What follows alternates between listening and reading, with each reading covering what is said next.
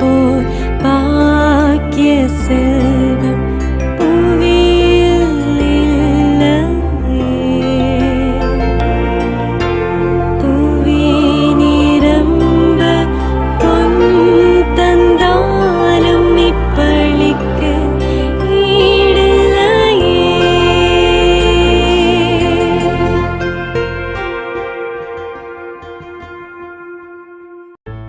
திருப்பலி ஒளிபரப்ப உதவுபவர்கள்: டி. ஆண்டனி சாமி, இருதய மேரி குடும்பத்தினர், கடலூர். குடும்பத்திற்கு இறைவன் செய்த அனைத்து நன்மைகளுக்கு நன்றியாகவும், குடும்ப கருத்துக்கள் நிறைவேறவும் மற்றும் உடல் உள்ள சுகமும் வேண்டி.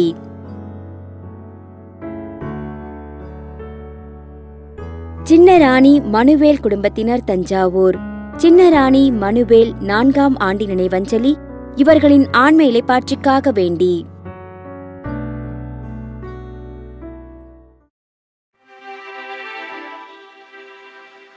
தந்தை மகன் தூய ஆவியாரின் பெயராலே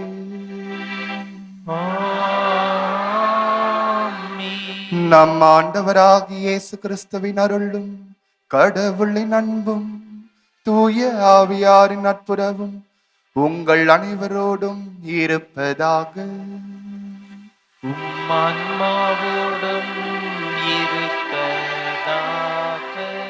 கிறிஸ்துவில் பிரியமான சகோதர சகோதரிகளே, இன்னும் ஒரு வாரத்திலே நாம் கிறிஸ்து பிறப்பு பெருவிழாவினை கொண்டாட இருக்கின்றோம்.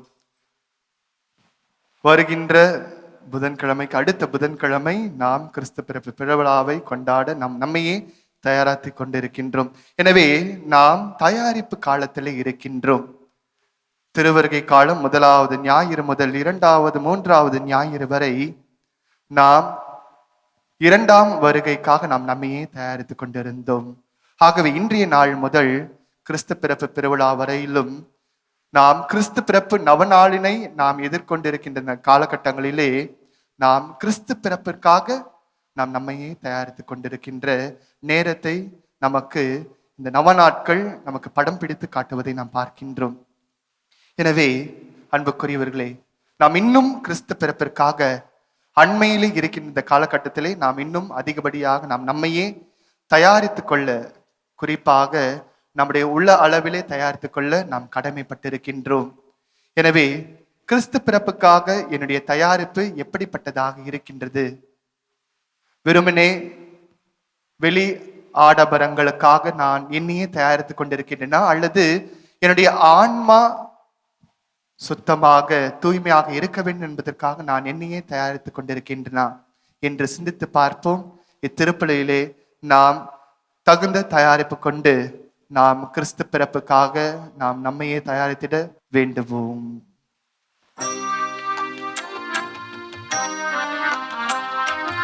ஆண்டவரே இரக்கமாயிரும்,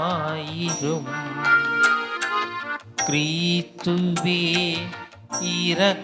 இரக்கமாயிரும். ஆண்டவரே இரக்கமாயிரும், கிறிஸ்துவே இரக்கமாயிரும். தந்தையே இறைவா, அவர்கள் புரிந்தோம் நன்றியை மறந்து பாவியானோம்.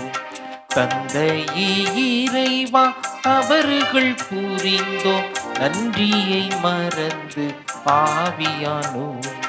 ஆண்டவரே இரக்கமாயிரும், கிறிஸ்துவே இரக்கமாயிரும். எல்லாம் அல்ல இறைவன் நம் மீது இரக்கம் வைத்து நம் பாவங்களை மன்னித்து நம்மை நிலை வாழ்வுக்கு அழைத்து செல்வாராக. ஆமென். மன்றாடுவோமாக. இறைவா, மனித இயல்பை உண்டாக்கியவரும் மீட்பரும் நீரே. என்றும் கன்னியான மரியாவின் வயிற்றில் உம் வார்த்தை மனித உடல் எடுக்க விரும்பினீரே. எங்கள் வேண்டுதல்களை கனிவுடன் கண்ணோக்கி உம் ஒரே திருமகன் எங்கள் மனித இயல்பை ஏற்றுதன் வழியாக அவரது இறை இயல்பில் பங்கு கொள்ள எங்களை தகுதியுள்ளவர்கள் ஆக்குவீராக. எங்கள் ஆண்டவராகிய இயேசு கிறிஸ்து வழியாக உம்மை மன்றாடுகின்றோம். ஆமென். தொடக்க நூலிலிருந்து வாசகம். பிரிவு 49, இறை வசனங்கள் 1, 2 மற்றும் 8 முதல் 10 முடிய. யாக்கோபு தம் புதல்வர்களை வரவழைத்து கூறியது: என்னை சுற்றி நில்லுங்கள், வரவிருக்கும் நாள்களில் உங்களுக்கு நிகழ இருப்பதை நான் அறிவிக்கப் போகிறேன். கூடி வந்து உற்று கேளுங்கள். யாக்கோபின் புதல்வர்களே, உங்கள் தந்தையாகிய இஸ்ரேலுக்கு செவி கொடுங்கள். யூதா, உன் உடன் பிறந்தோர் உன்னை புகழ்வர். உன் கை உன் எதிரிகளின் கழுத்தில் இருக்கும். உன் தந்தையின் புதல்வர் உன்னை வணங்குவர். யூதா, நீ ஒரு சிங்கக்குட்டி. என் மகனே, இறை கவர்ந்து வந்துள்ளாய். ஆண் சிங்கமென பெண் சிங்கமென அவன் கால் மடக்கி படுப்பான். அவன் துயில் கலைக்கு துணிந்தவன் எவன்? அரசுரிமை உடையவர் வரும் வரையில், மக்கள் இனங்கள் அவருக்கு பணிந்திடும் வரையில் யூதாவை விட்டு செங்கோல் நீங்காது, அவன் மரபை விட்டு கோற்றம் மறையாது. ஆண்டவரின் அருள்வாக்கு. இறைவனுக்கு நன்றி. பதிலுரை பாடல். ஆண்டவருடைய சமாதானம் என்றென்றும் நிலவுவதாக. ஆண்டவருடைய சமாதானம் என்றென்றும் நிலவுவதாக. கடவுளே, அரசருக்கு உமது நீதி தீர்ப்பை வழங்கும் ஆற்றலை அளியும். அரச மைந்தரிடம் உமது நீதி விளங்கச் செய்யும். அவர் உம் மக்களை நீதியோடு ஆள்வாராக. உம்முடையவரான எளியோருக்கு நீதி தீர்ப்பு வழங்குவாராக. மலைகள் மக்களுக்கு சமாதானத்தை கொடுக்கட்டும், குன்றுகள் நீதியை விளைவிக்கட்டும். எளியோரின் மக்களுக்கு அவர் நீதி வழங்குவாராக. ஏழைகளின் பிள்ளைகளை காப்பாராக. பதிலுரை பாடல். ஆண்டவருடைய சமாதானம் என்றென்றும் நிலவுவதாக.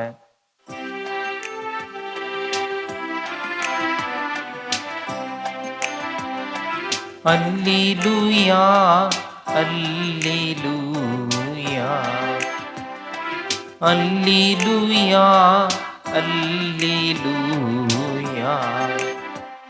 உன்னதரின் ஞானமே, ஆற்றலுடன் அனைத்தையும் அன்பாய் நடத்துகின்றவரே, எங்களுக்கு உண்மையின் வழிகாட்ட வந்தருளும்.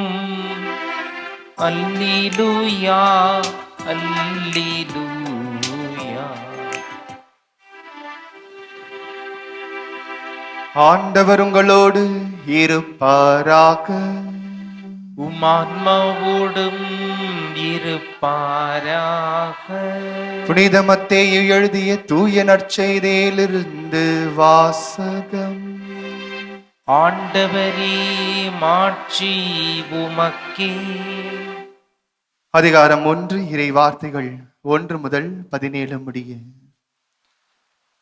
தாவீது மகனும் ஆபிரகாமின் மகனுமான இயேசு கிறிஸ்துவின் மூதாதையர் பட்டியல். ஆபிரகாமின் மகன் ஈசாக்கு, ஈசாக்கின் மகன் யாக்கோபு, யாக்கோபின் புதல்வர்கள் யூதாவும் அவர் சகோதரர்களும். யூதாவுக்கும் தாமாருக்கும் பிறந்த புதல்வர்கள் பெட்ரோசும் சொராகும். பெட்ரோசின் மகன் எட்சாரோன், எட்சாரோனின் மகன் இராம், ராமின் மகன் அபிமதாபு, அபிமதாபுவின் மகன் நாகசோன், நாகசோனின் மகன் சல்மோன், சல்மோனுக்கும் ராகாபுக்கும் பிறந்த மகன் யோவாசு, யோவாசுக்கும் ரூத்துக்கும் பிறந்த மகன் ஓபேது, ஓபேதின் மகன் ஈசாய், ஈசாயின் மகன் தாவீது அரசர். தாவீதுக்கு உரியாவின் மனைவிடம் பிறந்த மகன் சாலமோன், சாலமோனின் மகன் ரகபாயம், ரகபாயமின் மகன் அபியாம், அபியாபின் மகன் ஆசா, ஆசாவின் மகன் யோசபாத்து, யோசபாத்தின் மகன் யோராம், யோராமின் மகன் ஊசியா, ஊசியாவின் மகன் யோதாம், யோதாமின் மகன் ஆகாசு, ஆகாசின் மகன் எசேக்கியா, எசேக்கியாவின் மகன் மனாசே, மனாசேயின் மகன் ஆமோன், ஆமோனின் மகன் யோசியா, யோசியாவின் புதல்வர்கள் எக்கானியாவும் அவர் சகோதரர்களும். இவர்கள் காலத்தில்தான் யூதர்கள் பாபிலேனுக்கு சிறைப்பிடித்து செல்லப்பட்டார்கள். பாபிலேனுக்கு சிறைப்பிடித்து செல்லப்பட்ட பின்பு எக்கானியாவுக்கு பிறந்த மகன் செயல்தியேல், செயல்தியேலின் மகன் செருபாபேல், செருபாபேலின் மகன் அபியுது, அபியுதின் மகன் எலியாக்கிம், எலியாக்கிமின் மகன் ஆசோர், ஆசோரின் மகன் சாதோக்கு, சாதோக்கின் மகன் ஆக்கிம், ஆக்கிமின் மகன் எலியுது, எலியுதின் மகன் எலையாசர், எலையாசரின் மகன் மாத்தான், மாத்தானின் மகன் யாக்கோபு, யாக்கோபின் மகன் மரியாவின் கணவர் யோசேப்பு, மரியாவிடம் பிறந்தவரே கிறிஸ்து என்னும் இயேசு. ஆக மொத்தம் ஆபிரகாம் முதல் தாவீது வரை தலைமுறையினர்கள் 14. தாவீது முதல் பாபிலேனுக்கு சிறைப்பிடித்து செல்லப்பட்டவர்கள் வரை தலைமுறைகள் 14. பாபிலேனுக்கு சிறைப்பிடித்து செல்லப்பட்டவர்கள் முதல் கிறிஸ்து வரை தலைமுறைகள் 14. ஆண்டவரின் அருள்வாக்கு. கிறிஸ்துவே உமக்கு புகழ். இயேசுவில் பிரியமான சகோதர சகோதரிகளே, பொதுவாகவே நாம் வேலை செய்கின்ற இடங்களிலோ அல்லது படிக்க செல்கின்ற இடங்களிலோ நமது பூர்வீகத்தை விட்டு வெளியே எங்காவது ஏதாவது இடத்திற்கு நாம் பணி நிமித்தமாகவோ அல்லது நாம் படிப்பிற்காக செல்கின்றோம் என்றால் புதிய நபர்கள் நமக்கு பழக்கம் ஏற்படுவார்கள். புதிய நண்பர்கள், புதிய மனிதர்களை நாம் சந்திப்போம். அவ்வாறு சந்திக்கும் பொழுது முதலாக அவர்கள் கேட்பது என்ன என்று தெரியுமா? என்ன கேட்பாங்க? உங்களுக்கு எந்த ஊரு? உங்க தாத்தா பாட்டிங்க யாரு? அன்புக்குரியவர்களை எதற்காக கேட்கின்றார்கள் என்றால், நாம் எந்த குடும்பத்தினரை சார்ந்தவர்கள், எந்த நிலன் புலன்களை சார்ந்தவர்கள், நாம் எங்கிருந்து வருகின்றோம் என்பதை தெரிந்து கொள்வதற்காகவே தான் இவ்வாறு கேட்பார்கள். அன்பார்ந்தவர்களே, தொன்று தொட்ட காலத்திலிருந்து இன்று வரை அந்த மூதாதையர் பட்டியல் என்பது மிக முக்கியமாக பார்க்கப்படுகிறது. இன்னைக்கு நம்ம இங்க இருக்கிறோம் என்றால் பெரும்பாலான நமக்கு நம்முடைய தாத்தா பாட்டிகள் பெயர் வரைக்கும் நமக்கு தெரியக்கூடும், இல்லைங்களா? ஆனால் இயேசு வாழ்ந்த காலகட்டங்களும் சரி, அதுக்கு முன்பும் சரி, இந்த மூதாதையர் பட்டியல் என்பது யூதர்களுக்கும் இஸ்ரேலருக்கும் மிக மிக முக்கியமான ஒன்றாக பார்க்கப்படுகிறது. நாம் இன்று வாசிக்கிட்ட மத்தேயு நற்செய்தியாளர் யூதர்களுக்காக எழுதப்பட்ட நற்செய்தி. எனவே இயேசு யூத பாரம்பரியத்திலிருந்து வந்தவர் என்பதை யூத மக்கள் தெரிந்து கொள்ள வேண்டும். அவர்கள் இயேசுவை ஏற்றுக்கொள்ள வேண்டும், அவர்கள் இயேசுவை புரிந்து கொள்ள வேண்டும் என்பதற்காக தான் அவர் இவ்வாறு ஆபிரகாமின் முதல் அவர் தொடங்குகின்றார். காரணம், ஆபிரகாம் யூத மக்களுக்கு இஸ்ரேலாளர் அவர்கள் கடவுளின் தந்தை என்று அவரை பார்க்கின்றார்கள். அவரை ஒரு இறைவாக்கினராகவே அவர்கள் பாவிக்கின்றார்கள். எனவேதான் ஆபிரகாமின் வழி முதல் என்று சொல்லப்படுகிறது. லூக்கா நற்செய்தியிலே பார்த்தீர்கள் என்றால் ஆதாமிலிருந்து தொடங்கப்பெறும், கிறிஸ்துவிலிருந்து ஆதாம் வரைக்கும் அங்கு நீளமான ஒரு பட்டியலை நாம் பார்க்கலாம், மூதாதையர் பட்டியல். அன்புக்குரியவர்களே, இந்த மூதாதையர் பட்டியலை நாம் வாசிக்கேட்ட ஆண்களுடைய பெயர்கள், ஆண்களுடைய பெயர்கள் யாராவது என்னன்னீங்களா? குறைந்தபட்சம் 40க்கும் மேலான ஆண்களுடைய பெயர்கள் இங்கு வருவதை நாம் பார்க்கலாம். எத்தனை பேர் பெண்களுடைய பெயர்களை கவனித்தீர்கள்? பெண்களுடைய பெயர்களை கவனித்தீங்களா? 4 பெண்களுடைய பெயர் இந்த மூதாதையர் பட்டியலே நாம் பார்க்கின்றோம்.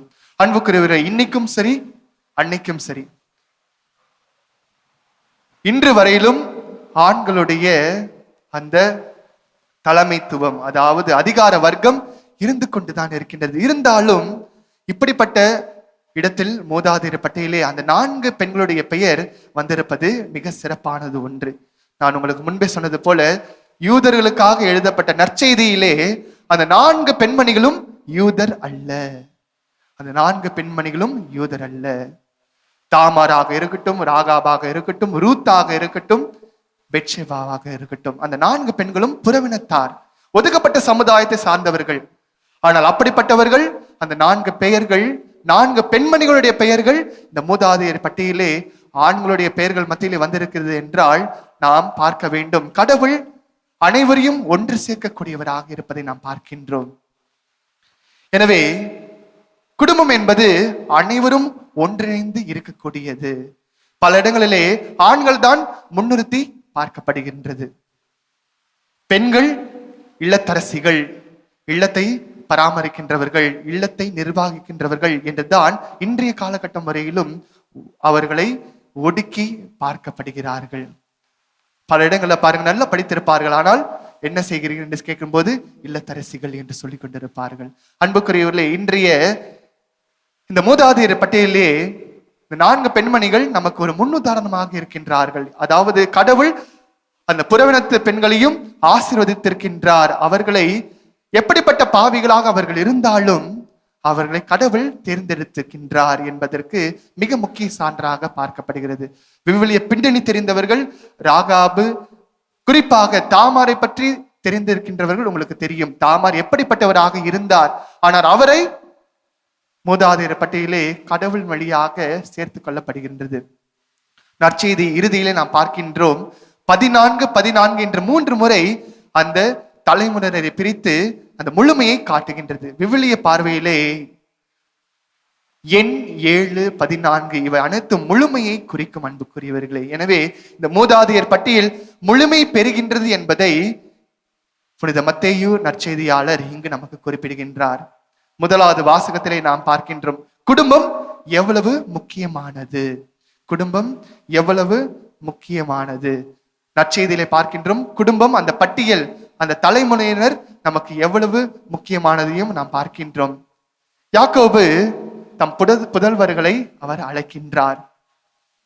அந்த காலகட்டங்களிலே குடும்ப தலைவர் மிக பெரிய ஒரு பொறுப்பாளராக பார்க்கப்படுவார், ஆசீர்வாதிக்கப்பட்டவராக பார்க்கப்படுவார்.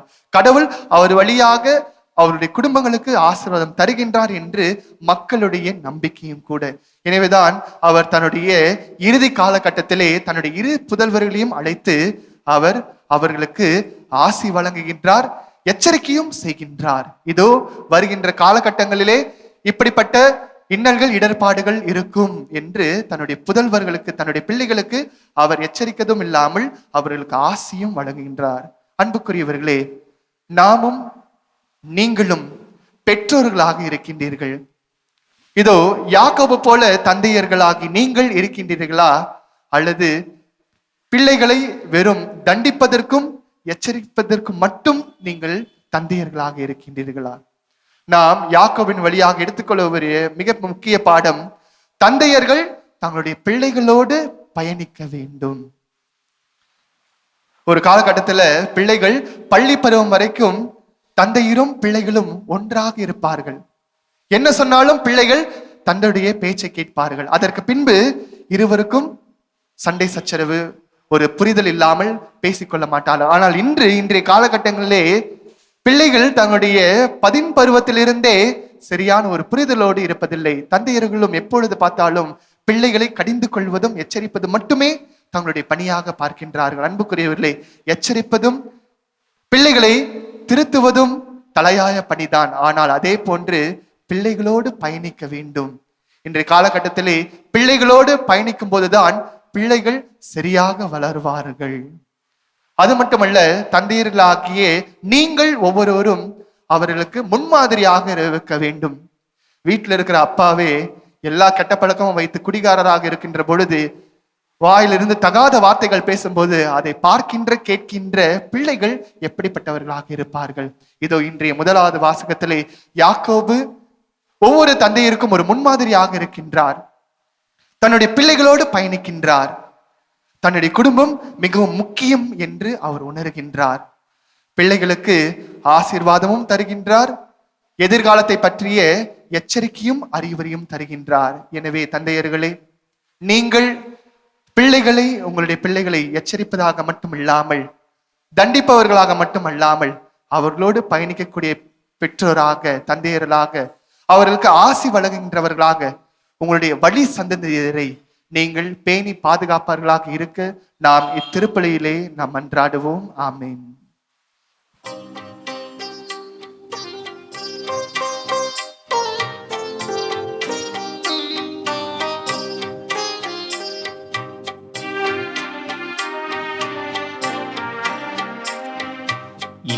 இல்லாமாய் நீ இருக்கின்ற வேளை எதை நான் தருவேன் இறைவா, இன்று என்னை நான் தருவேன் தலைவா. எல்லாமாய் நீ இருக்கின்ற வேளை எதை நான் தருவேன் இறைவா, இன்று என்னை நான் தருவேன் தலைவா. ஏற்றுக்கொள்வாய் இறைவா, இன்று ஏற்றிடுவாய் தயவா. ஏற்றுக்கொள்வாய் இறைவா, இன்று ஏற்றிடுவாய் என்னை தயவா. இல்லாமா நீ இருக்கின்ற வேளை எதை நான் தருவேன் இறைவா, இன்று என்னை நான் தருவேன் தலைவா. சகோதர சகோதரிகளை, என்னுடையதும் உங்களுடையதுமான இப்பலி எல்லாமல்ல தந்தையாக இறைவனுக்கு ஏற்றதாகும்படி மன்றாடுங்கள். ஆண்டவர் தமது பெயரின் புகழ்ச்சிக்காகவும் ஆட்சிக்காகவும் நமது நன்மைக்காகவும் புனித திரு அவை அனைத்து நலனுக்காகவும் உமது கையில் இருந்து இப்பள்ளியை ஏற்றுக்கொள்வாராக. ஆண்டவரே, உமது திரு அவையின் காணிக்கைகளை புனிதப்படுத்தி அருளும். அதனால் இத்தூய மறை நிகழ்வின் வழியாக நாங்கள் விண்ணக உணவினால் புத்துயிர் பெற தகுதியடைய செய்வீராக. எங்கள் ஆண்டவராகிய இயேசு கிறிஸ்து வழியாக உம்மை மன்றாடுகின்றோம். ஆண்டவர் உங்களோடு இருப்பாராக, மன்மாவோடும் இருப்பாராக. இதயங்களை மேலே எழுப்புவோம். ஆண்டவரிடம் எழுப்பியுள்ளோம். நம் இறைவனாகிய ஆண்டவருக்கு நன்றி கூறுவோம். அது தகுதியும் நீதியும் ஆனதே. ஆண்டவரே, தூயவரான தந்தையே, என்றுமுள்ள எல்லாமுள்ள இறைவா, எங்கள் ஆண்டவராகிய கிறிஸ்து வழியாக எந்நாளும் எவ்விடத்திலும் நாங்கள் உமக்கு நன்றி செலுத்துவது மெய்யாகவே தகுதியும் நீதியும் ஆகும். எங்கள் கடமையும் மீட்புக்குரிய செயலுமாகும். இறைவாக்கினர் அனைவரின் திருவுரைகள் கிறிஸ்துவை முன்னறிவித்தன. சொல்லற்கரிய அன்புடன் கன்னித்தாய் அவரை தம் திருவயிற்றில் தாங்கினார். அவர் வர இருக்கின்றார் என யோவான் அறிவித்தார். வந்த பின் அவரை சுட்டி காட்டினார். நாங்கள் விழிப்போடு வேண்டுவதையும் அக்களிப்போடு தமது புகழ் பாடுவதையும் அவர் காணும் பொருட்டு தமது பிறப்பின் மறைப்பொருளை முன்னரே மகிழ்வுடன் எதிர்பார்த்திருக்க எமக்கு அருளினார். ஆகவே வானதூதர் முதன்மை வானதூதரோடும் அரியணையில் அமர்வோர் தலைமை தாங்குவோரோடும் வான் படைகள் அணைகள் அனைத்தோடும் சேர்ந்து நாங்கள் உமது மாட்சியை புகழ்ந்து பாடி முடிவின்றி சொல்வதாவது: தூயவர் தூயவர் தூயவர், வான்படைகளின் கடவுளாம் ஆண்டவர். விண்ணகமும் மண்ணகமும் மது மாட்சியால் நிறைந்துள்ளன. உன்னதங்களிலே ஓசன்னா. ஆண்டவர் பெயரால் வருகிறவர் ஆசி பெற்றவர். உன்னதங்களிலே ஓசன்னா.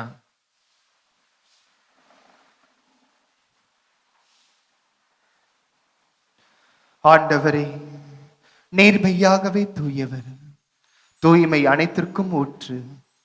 ஆகவே உம்முடைய ஆவியை பொழிந்து இக்காணிக்கைகளை தூய்மைப்படுத்த உம்மை வேண்டுகின்றோம். இவ்வாறு எங்கள் ஆண்டவர் இயேசு கிறிஸ்துவின் உடலும் இரத்தமுமாக எங்களுக்கு இவை மாறுவனவாக.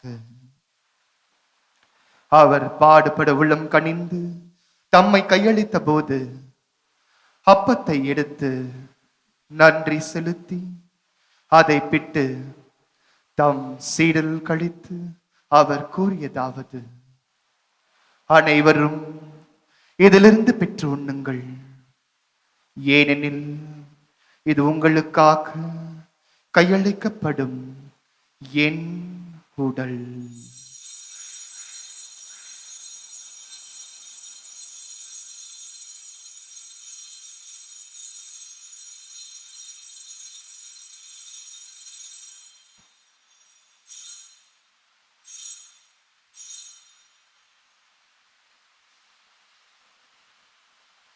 அவ்வண்ணமே இரவு விருந்தை அருந்திய பின் கிண்ணத்தையும் எடுத்து மீண்டும் உமக்கு நன்றி கூறி தம் சீடர்கள் கழித்து அவர் கூறியதாவது: அனைவரும் இதிலிருந்து பெற்று பருகுங்கள், ஏனெனில் இது புதிய நிலையான உடன்படிக்கைக்குரிய என் இரத்தத்தின் கிண்ணம். இது பாவ மன்னிப்புக்கென்று உங்களுக்காகவும் பலருக்காகவும் சிந்தப்படும். இதை என் நினைவாக செய்யுங்கள்.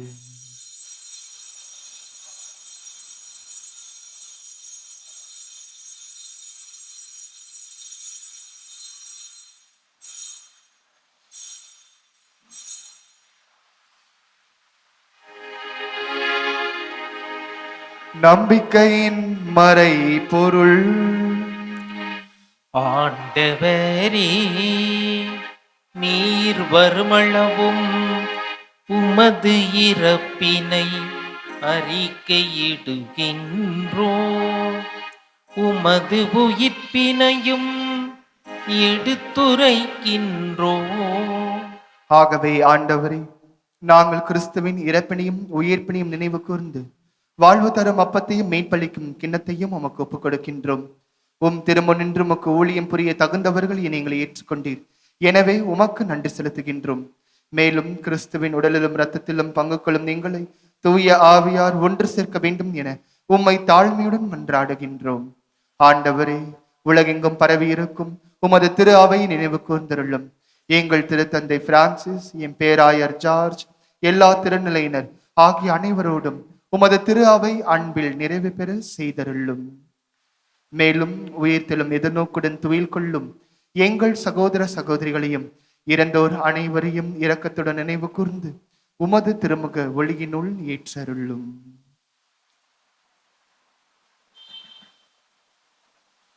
எங்கள் அனைவர் மீதும் இரக்கமாயிரும். கடவுளின் கன்னித்தாயான புனித மரியா, அவருடைய துணையாளரான புனித யோசேப்பு, புனித திருத்துதர்கள், இவ்வுலகில் உமக்கு உகந்தவராய் இருந்தோர் ஆகிய புனிதர் அனைவருடனும் நாங்கள் நிலை வாழ்வில் பங்கு கொள்ளும் தகுதி பெற்று திருமகன் இயேசு கிறிஸ்து வழியாக உம்மை புகழ்ந்தேத்து மறுமருள உம்மை மன்றாடுகின்றோம்.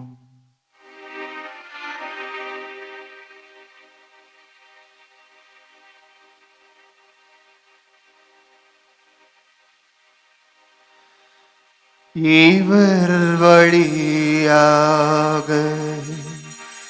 இவரோடேவரில் எல்லாம் வல்ல இறைவனாகிய தந்தையே, தூய ஆவியாரின் ஒன்றிப்பு எல்லா புகழும் மாட்சியும் என்றென்றும் உமக்கு உரியதே.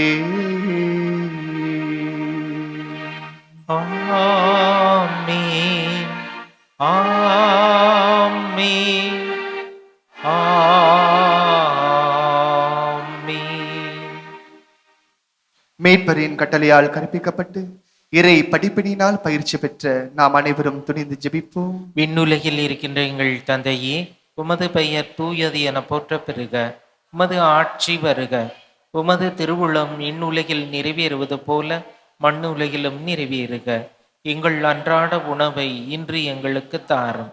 எங்களுக்கு எதிராக குற்றம் செய்வோரை நாங்கள் மன்னிப்பது போல எங்கள் குற்றங்களை மன்னியும். எங்களை சோதனைக்கு உட்படுத்தாதேயும், தீமையிலிருந்து எங்களை விடுவித்தருளும். ஆண்டவரே, தீமை அனைத்திலும் இருந்தும் எங்களை விடுவித்து எங்கள் வாழ்நாளில் அமைதியை கனிவுடன் அருள உம்மை மன்றாடுகின்றோம்.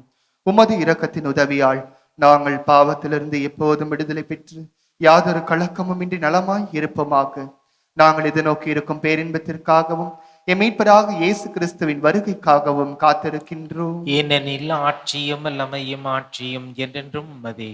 ஆண்டவரே இயேசு கிறிஸ்துவே, அமைதியை உங்களுக்கு விட்டு செல்கின்றேன், என் அமைதியை உங்களுக்கு அளிக்கின்றேன் என்றும் திருத்துதர்களுக்கு மொழிந்தீரே. எங்கள் பாவங்களை பாராமல் உமது திரு அவையின் நம்பிக்கையை கண்ணோக்கி உமது திருவிழத்திற்கு ஏற்ப அதற்கு அமைதியும் ஒற்றுமையும் அளித்தருள்வீராக. என்றென்றும் வாழ்ந்து ஆட்சி செய்கின்றவர் நீரே. ஆமென். ஆண்டவருடைய அமைதி உங்களோடு என்றும் இருப்பதாக. ஆன்மாவோடும் இருப்பதாக. ஒருவருக்கொருவர் அமைதியை பகிர்ந்து கொள்வோம்.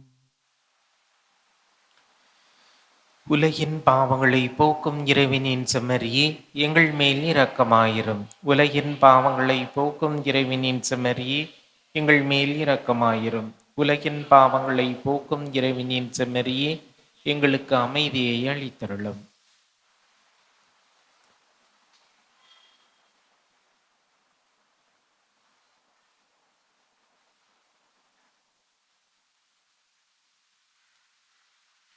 இதோ நம் ஆண்டவராக இயேசு கிறிஸ்து ஆபிரகாம் ஈசாக்கு குடும்பத்தின் வழிமுறையாக வழிவந்தவர்.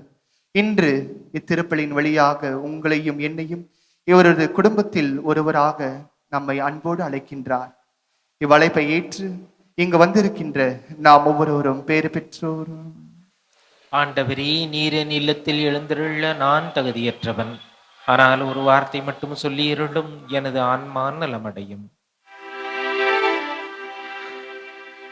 மன்றாடுவோமாக. எல்லாம் வல்ல இறைவா, விண்ணக கொடைகளால் நிறைவு பெற்று நாங்கள் உம்மை வேண்டுகின்றோம்.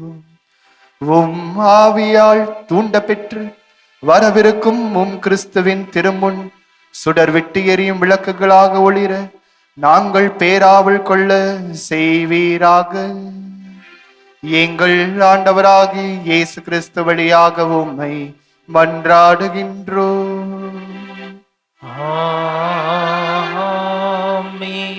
ஆண்டவர் உங்களோடு இருப்பாராக. உம்மான்மாவோடும் இருப்பாராக. எல்லாம் வல்ல இறைவன் தந்தை, மகன், தூயாவியானவர் உங்கள் அனைவரையும் நிறைவாக ஆசீர்வதிப்பாராக.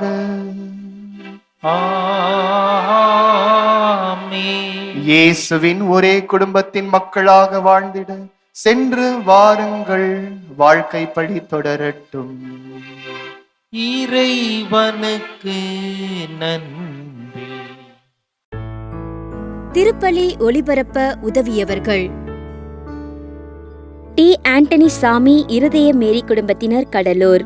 குடும்பத்திற்கு இறைவன் செய்த அனைத்து நன்மைகளுக்கு நன்றியாகவும், குடும்ப கருத்துக்கள் நிறைவேறவும் மற்றும் உடல் உள்ள சுகமும் வேண்டி